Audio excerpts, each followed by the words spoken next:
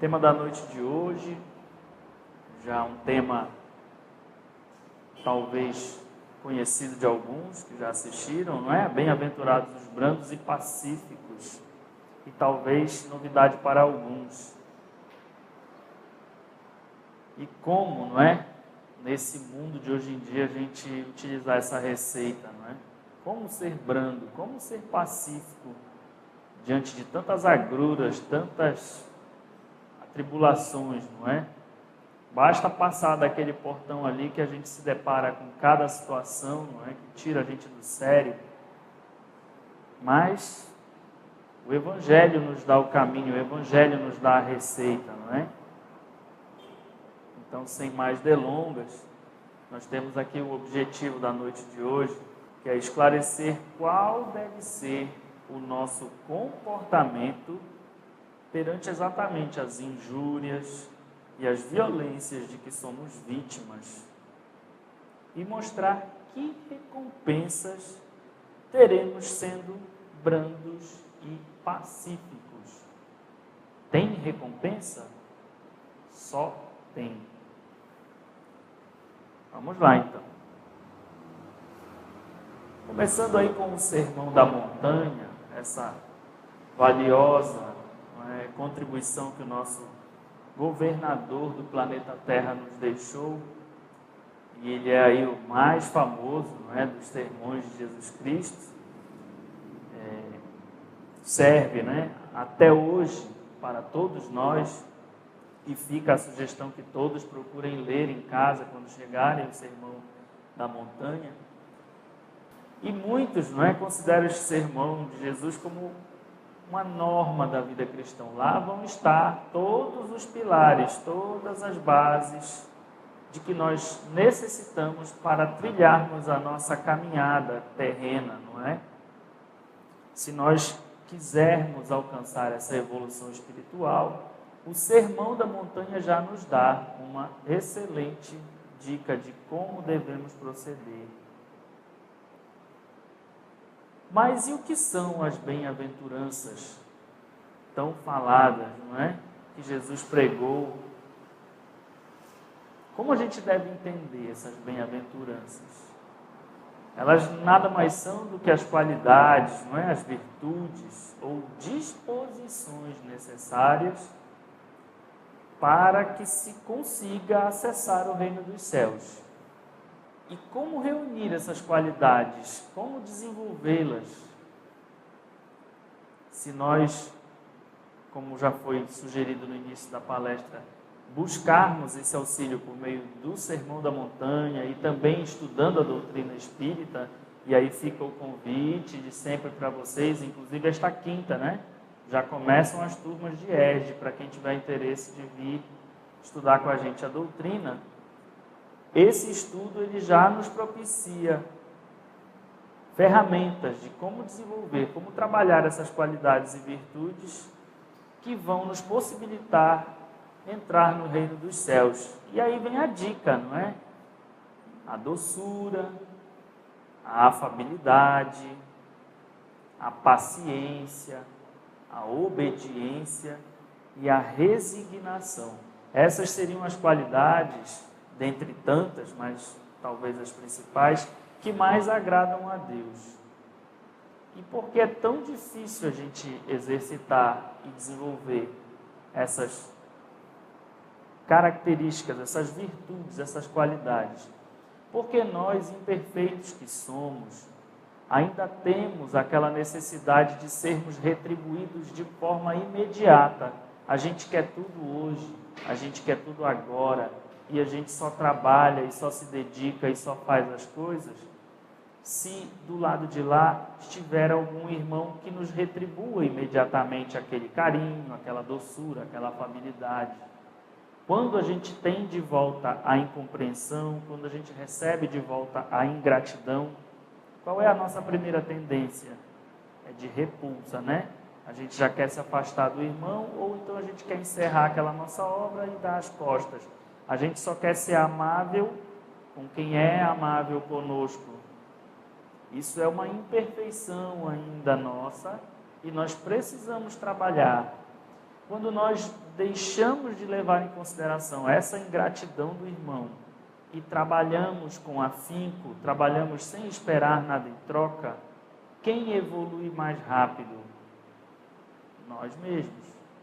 Porque o serviço é nosso, a melhora é nossa, e nós não temos que atrelar esse nosso desenvolvimento a uma paga que recebemos de repente, que seja ingratidão. O irmão está se comprometendo quando ele não é grato àquela mão amiga que nós estendemos. Mas se nós fazemos sem nos importarmos com esse resultado, os mais beneficiados somos nós, sem sombra de dúvida. E quem as exercite, obviamente, as bem-aventuranças, as qualidades e virtudes, sem dúvida será bem-aventurado ou feliz, se a gente puder entender assim, se ficar mais simples, compreender dessa forma, pelos resultados que alcançaremos. E aí no quadro seguinte, nós temos em azul o objetivo da noite de hoje, que são os brandos e pacíficos. Se nós conseguirmos ou nos esforçarmos em sermos brandos e pacíficos, qual é a recompensa que Deus nos dará? Nós herdaremos a terra. A terra, como muitos já sabem, está naquele momento de mutação, de transição, atingindo a característica, a qualidade de mundo de regeneração. Ela vai ter alguns pré-requisitos para que nós, espíritos, reencarnemos nela. Hoje ainda estamos, mas a característica da Terra ainda é não muito acolhedora, digamos assim, não muito propícia a perceber o bem. O mal ainda predomina, porque é da condição dela, um planeta de provas e expiações. E é necessário que assim seja para que nós trabalhemos as nossas imperfeições e desenvolvamos ou adquiramos possibilidade de retornarmos ao planeta quando ele aqui estiver numa condição melhor, compatível, portanto, com o nosso desenvolvimento moral. Existem as outras ações, mas não são o objetivo da noite de hoje, e as recompensas divinas. Eu me atreveria, como sempre, todas as palestras eu gosto sempre de ultrapassar um pouquinho, de dizer que essa recompensa divina, que normalmente a gente só obtém no mundo espiritual ou numa próxima existência, parte dessa recompensa a gente já pode experimentar na Terra. Como assim, Renato? Quer dizer que se eu for brando e pacífico, eu vou conseguir experimentar alguma recompensa hoje já? Claro que sim. Experimentem não entrar numa confusão no meio da rua que está acontecendo ali na esquina. Experimentem não entrar numa discussão dentro de casa. Experimentem não entrar no calor de uma briga entre familiares próximos. Tente fazer o contrário. Tente apaziguá-los. Tente não entrar nessa sintonia. A recompensa que a gente tem imediatamente ou minutos depois já é alguma coisa bastante interessante de ser sentida. E na melhor das hipóteses, a gente não está adquirindo para a gente um problema, não é? Já basta os que nós temos. Mas não entrar numa confusão, não piorar o cenário, é algo que realmente já pode ser entendido como uma recompensa. Às vezes o irmão tem aquela necessidade de pôr para fora uma determinada agressão. Ele pode estar desarmonizado, ou aquela situação pode servir para testar a nossa desenvoltura. Como eu estou com a minha resignação, com a minha paciência? Como eu estou com a minha caridade? Ao ponto de absorver aquela agressão, mas não devolvê-la ao emissor. Esse é o nosso desafio diário. E se nós já pudermos exercitar essa brandura, e essa paz, a gente já vai começar a colher, sim, recompensas aqui neste plano. Claro que elas são bem mais ínfimas do que as que estão reservadas a todos nós no mundo espiritual, quando para o lado de lá passarmos, não é? E aí nós temos alguns exemplos, né? Os pobres de espíritos. Quem seriam os pobres de espíritos? São aquelas pessoas, né, que sabem, carentes de maior espiritualidade, mas que desejam e pedem fervorosamente por uma transcendência, por uma evolução. Elas pedem a Deus o auxílio, porque elas sentem realmente essa necessidade de evoluir. Então, essas pessoas já seriam classificadas aí no texto como pobres de espírito. E os que choram, não é? Como sentido literal, traduzindo aí pelo sofrimento de uma forma mais ampla.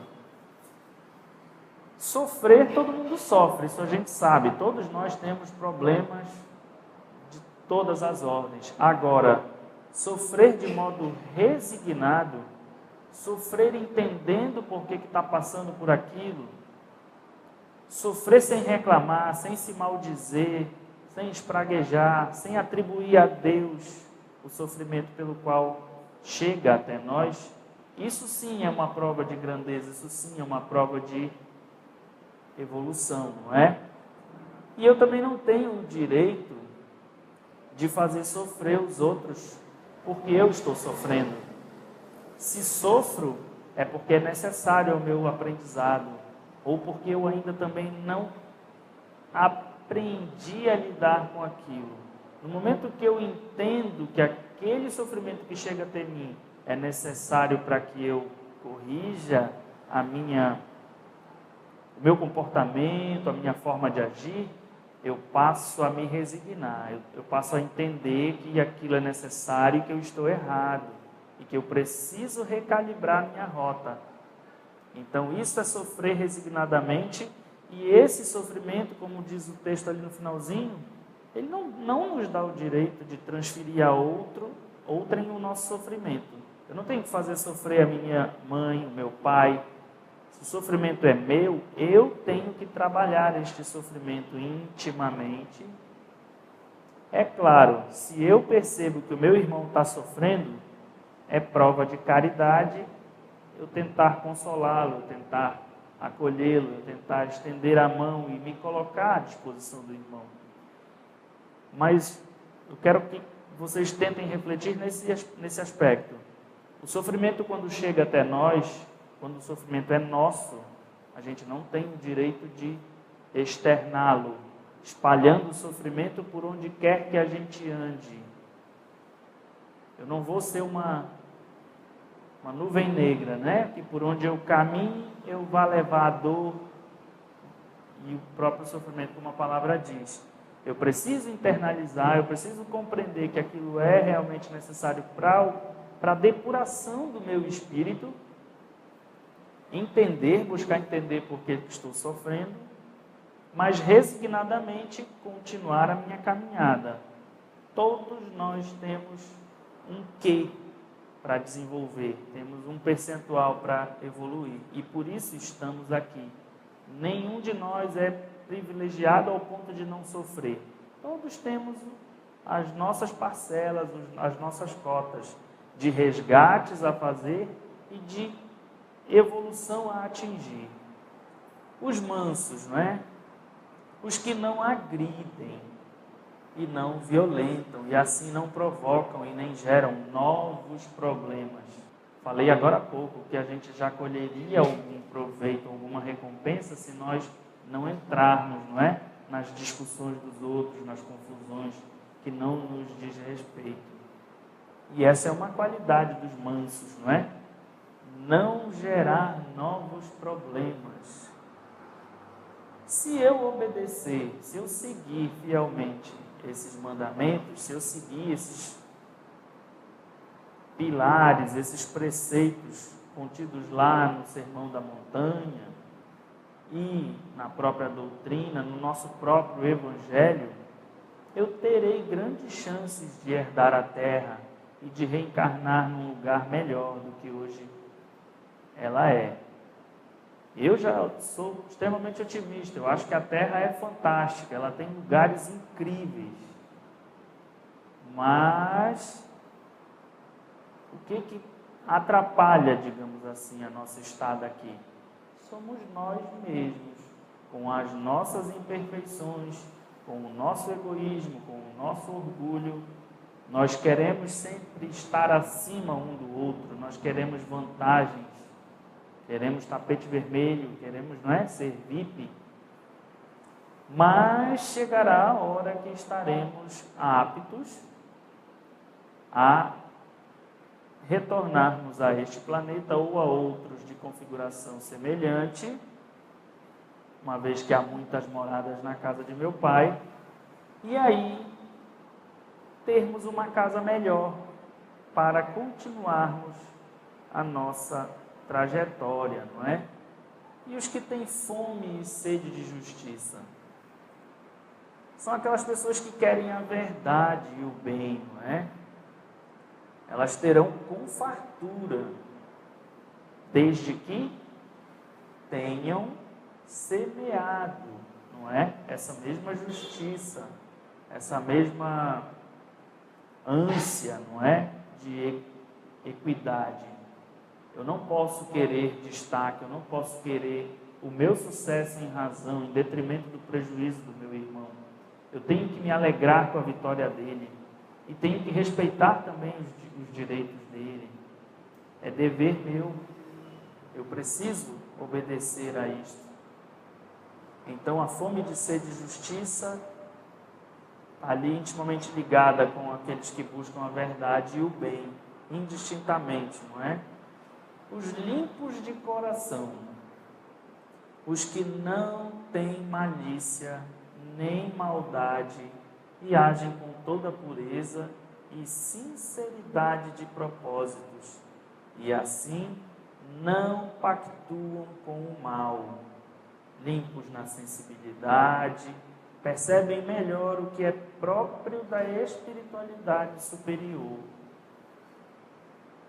E aí, como é que está a humanidade hoje? Está com o coração limpo? Ainda não, né? Nem a gente pode dizer isso. A gente às vezes é pego, é assaltado por uma ideia, não é? Não tão feliz, não tão alinhada com os preceitos do Cristo. Aí ali a gente escorrega e nasce um sentimentozinho desequilibrado, a gente já pensa alguma coisa para aquele nosso irmão, deseja, e quando aquele desejo é muito forte, aquele desejo sai pela boca. Ele não fica só no coração e no pensamento, ele ultrapassa as fronteiras do corpo material, não é? E aí já é tarde, porque a palavra já foi proferida. E o que fazer para corrigir isso aí? Quando a gente não consegue ser menos orgulhoso, ou quando a situação não permitir, a gente tem que pedir perdão, tem que orar, tem que reconhecer que errou. E quando possível, obviamente, quando o irmão que foi agredido assim permitir, a gente vai até ele, pede perdão pelo que falou, se reconcilia com ele enquanto está a caminho, não é? E no item 6, os pacificadores, aqueles que procuram conciliar tudo e todos, favorecendo a harmonia geral. Estes gozarão da paz que viveram e instalaram. Seria um contrassenso muito grande eu ser um tremendo de um agitador aqui na terra, jogar os meus irmãos uns contra os outros e querer gozar na espiritualidade de um mundo tranquilo. Onde estaria a justiça divina? Não é verdade? Nesse aspecto. Então, nós colhemos exatamente aquilo que plantamos. Por isso a importância fenomenal da gente observar aqueles 2 mandamentos: vigiai e orai. Vigiai os nossos pensamentos. vigiai as nossas atitudes, vigiai as nossas palavras. E que nós oremos, não é, a Deus pedindo a corrigenda dessas falhas, que Ele possibilite com que nós retiremos dos nossos corações tudo que não nos ajuda a crescer, tudo que ainda nos atrapalha, tudo que ainda nos diminui, tudo que ainda nos torna infelizes. Percebam, a infelicidade que nós sentimos na terra, ela é fruto da nossa própria cognição, ainda muito atrapalhada. A gente não percebe que a gente sempre tem a escolha quando amanhece o dia, quando a gente abre os olhos, quando a gente põe o pé no chão. Todos nós temos a opção de sermos felizes ou tristes. A escolha é só nossa. E o que é que será que Deus quer da gente? Alguém tem um palpite? Ele quer que a gente sofra? Ele não quer que a gente seja infeliz, na verdade. Ele quer a nossa felicidade. Sem sombra de dúvida, nenhum pai quer a infelicidade do filho. Agora Ele espera pacientemente que nós façamos o dever de casa, que nós busquemos esse desenvolvimento, que nós busquemos a opção mais acertada. E Ele nos dá essas ferramentas. O Evangelho é a mais preciosa delas. Se a gente tiver o hábito de usar o Evangelho como aquele livro de cabeceira, se antes de sair de casa, a gente, ao acordarmos, abrirmos ali numa passagem, pode ser aleatória, dermos uma lida no Evangelho, se antes de eu começar uma obra importante, um projeto novo, eu pedir o auxílio dele, se toda hora eu estiver me recorrendo ao Evangelho, sem sombra de dúvida eu estarei amparado pela espiritualidade. A espiritualidade superior, não é? Então é um exercício para nós, um exercício diário. Os que forem perseguidos e injuriados por seu anseio de justiça em nome de Jesus, não é? Sinal de evolução e merecimento espiritual. E ao final das bem-aventuranças, Jesus exorta os discípulos ao quê? Empregarem as qualidades que Deus lhes deu. De que forma? Em benefício dos seus semelhantes, sem se deixarem corromper. Ele disse, não é, para a gente, vós sois o sal da terra, não é? E sem ocultar os valores espirituais, os nossos valores espirituais. Então, temos essa necessidade de também não negar o Pai, não é? Não negar a nossa religião, não negar as nossas escolhas. E empregar tudo aquilo que Ele deu a nós em benefício dos semelhantes. Eu só vou conseguir essa transcendência, essa aprovação, quando eu exercitar esse bem ao próximo e não a mim. Eu deveria, em verdade, nem olhar para mim, eu deveria olhar para o próximo. E aí um quadrinho só para ilustrar, não é? Que a violência que impera hoje constitui um desregramento, mas ele é transitório. Essa é a notícia boa. Isso vai passar. Tudo na vida passa, não é? Um dia a violência será banida da face do nosso planeta. E aí ele nos mostra na questão, lá no Livro dos Espíritos, 1019, onde Kardec já tinha uma preocupação de se realmente algo não poderia acontecer de errado, não é, com o planeta, com essa programação. Então ele indaga os espíritos, questionando: poderá jamais implantar-se na Terra o reinado do bem? Ou seja, pode acontecer alguma coisa que desande esse planejamento? E aí os espíritos respondem a Kardec: o bem reinará na Terra quando entre os espíritos que a vêm habitar, os bons predominarem, porque então farão que aí reinem o amor e a justiça, fonte do bem e da felicidade. E aí, a gente está distante desse momento? Quando os bons predominarem? Pouquinho, né? Mas a gente tem que continuar trabalhando. Se a gente insistir de não obedecer, não seguir essas recomendações, a gente vai deixar um pouquinho mais lá para frente esse momento. Só que é o seguinte, existe uma programação, não é? E essa programação não vai também esperar por todos nós.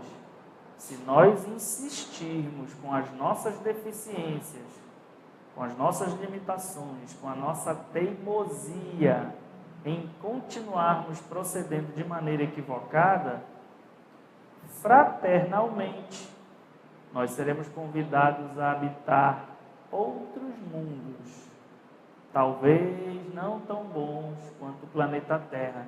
Ah, mas quer dizer que tem lugar pior que o planeta Terra? Olha, tem umas zonas aí, uns planetas primitivos aí que nem ar-condicionado tem. E aí, nesse calor de Macapá aí, sem ar-condicionado, sem a roda, sem a internet, sem o WhatsApp. Vão conseguir viver sem o WhatsApp? Olha lá, hein? Acho melhor vocês se esforçarem. E aí um recadinho para nós que já nos consideramos espíritas, né? Temos que buscar trabalhar de que forma? Convictos de que não estamos simplesmente colaborando no centro espírita, não é? A bem da verdade, nós estamos contribuindo na construção de uma nova era. E aí olha a importância de todo espírita, seja ele trabalhador, que deveria ser, todos nós, depois de nos considerarmos espíritas, deveríamos nos engajar nas casas espíritas por aí afora, porque trabalho há muitos necessitados. Todos nós, quando aqui chegamos com alguma dificuldade, alguma tristeza profunda, algo perturbador, mas tão logo a gente receba o remédio, tão logo a gente se esclareça, a gente faz o quê? Corre para os carnavais da vida. Só uma puxadinha de orelha leve na turma, só para a gente ficar esperto. Um espírita convicto, ele tem que abraçar a causa, ele deve procurar o trabalho, seja ele qual for. Então a importância do espírita e de todos nós que estamos aqui assistindo a esta palestra, de entendermos que somos os trabalhadores da última hora. E se o mundo está naquele minuto de transformação, nós temos um papel importantíssimo de acelerarmos a implantação desse mundo de regeneração que se avizinha, sendo brandos e pacíficos, não é? Como diz a mensagem, e contribuindo para essa construção da nova era. E como devemos proceder, então? Acho até que já respondi, né? De alguma forma. Fazendo a diferença, marcando nossas vidas pelo amor, pela justiça, pela honestidade, pela alegria e pela vitória no bem. Se tem uma coisa que entristece o nosso Pai é quando a gente desanima. Então, a alegria, meus queridos, é algo que realmente a gente tem que se esforçar para cultivar essa relação harmônica com o nosso Criador, não é? O amor, que é o que Ele quer demais da gente também, que nós nos amemos. Ele não quer que nós criemos querelas, não é? Inúteis. Ele quer tudo isso da gente. Então ficou aí a dica para nós, não é? Façamos a diferença onde quer que estejamos. No nosso bairro, pode começar de dentro de casa. Se a gente tem um irmão que está ali perturbando, fazendo confusão, e a gente não entra na dele, a gente já faz a diferença. Só brigam dois quando os dois querem, não é verdade? Então sejamos nós os brandos e pacíficos. Deus abençoe a todos. Uma boa noite.